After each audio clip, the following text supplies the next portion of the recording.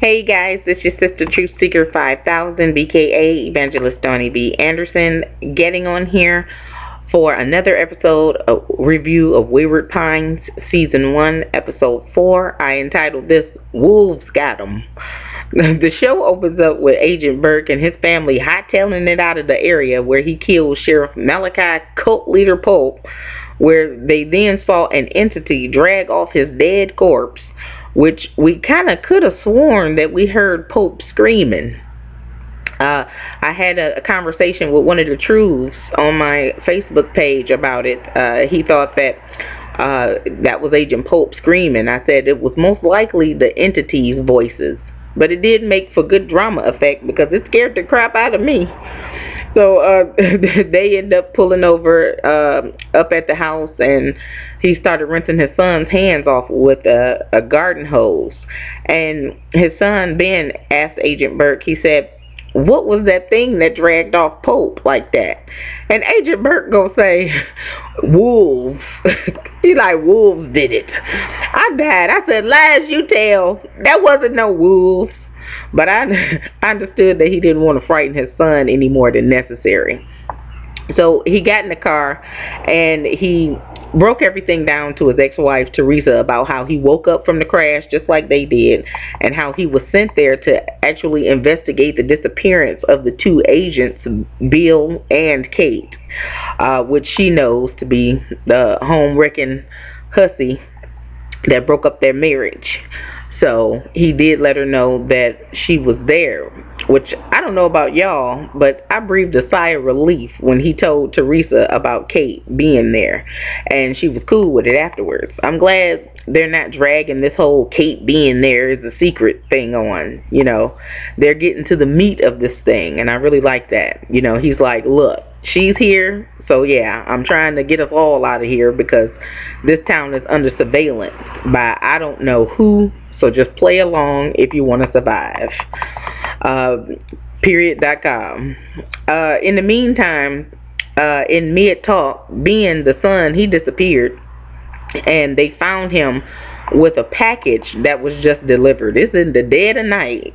It looked like it probably was maybe about 10, 11 o'clock at night, if not later. And a package was delivered with a note telling him to take his behind to school tomorrow. And it also had a new sheriff's uniform in there for his dad.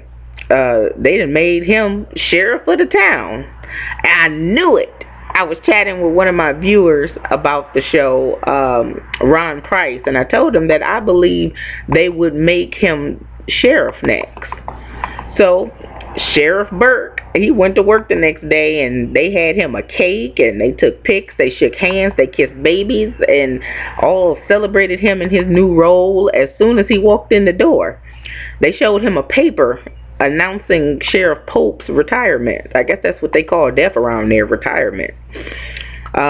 We know they're not going to get no benefits because they're dead, but retirement nonetheless, they say, I guess. But he played the game cool and calm, like, so yeah, who appointed me? I want to speak with him so I can, you know, ask him questions about my new role. But we know he had other questions that he would have asked them, and they smooth told him, we don't like nosy Nellies around here. That's what the secretary, I think her name Eileen told him.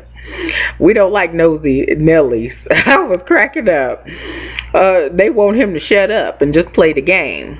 Sheriff Burke gonna bust out and say, after that, yeah, so who wants some cake? Cut the cake. I simply love Matt Dillon on here.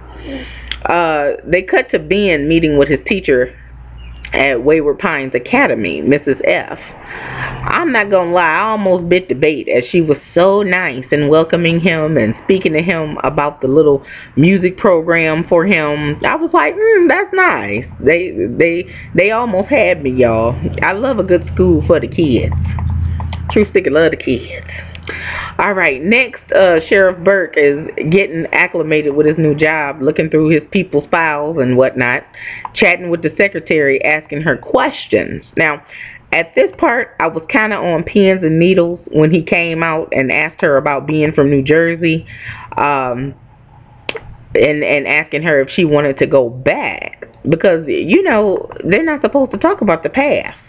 And just as he was getting ready to get into more questions about the past, here come crazy Nurse Pam busting up in there with a man named Peter, yelling about there needs to be a reckoning, which means a killing. They want to kill this man because they said it was this man's third offense, defacing property. He was spray painting some stuff on some buildings and so-called spreading the propaganda. I guess he was trying to warn people like how truthers do today. Sheriff Ethan told her to kick rocks, but she was ready to kill the man right there. She was prepared. She said, if you're not going to do it, we'll do it.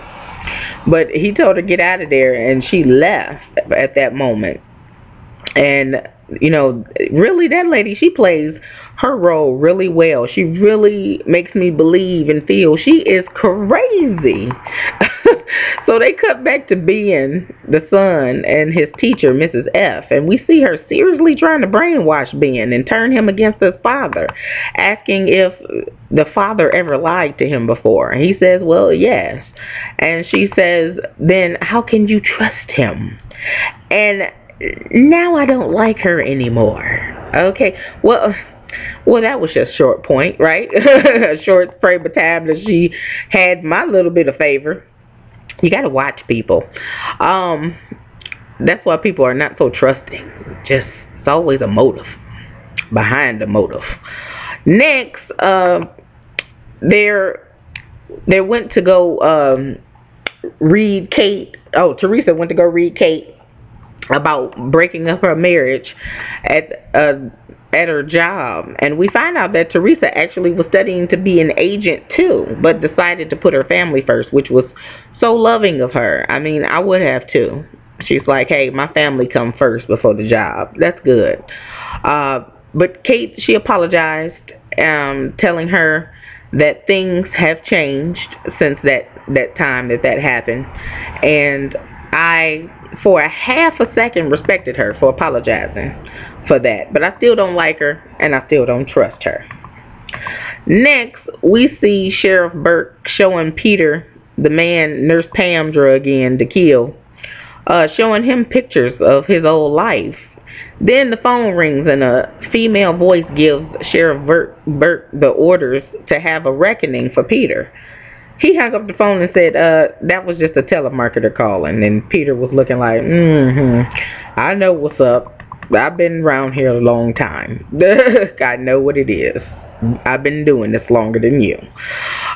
We found out later that the teacher, Mrs. Fisher, is a hypnotherapist, which explains a ton, right? I think she's going to succeed, actually, in brainwashing Ben. She gave him a guitar to win his loyalty and trust, no doubt. I don't trust her. Even her own husband told Burke to watch out for her.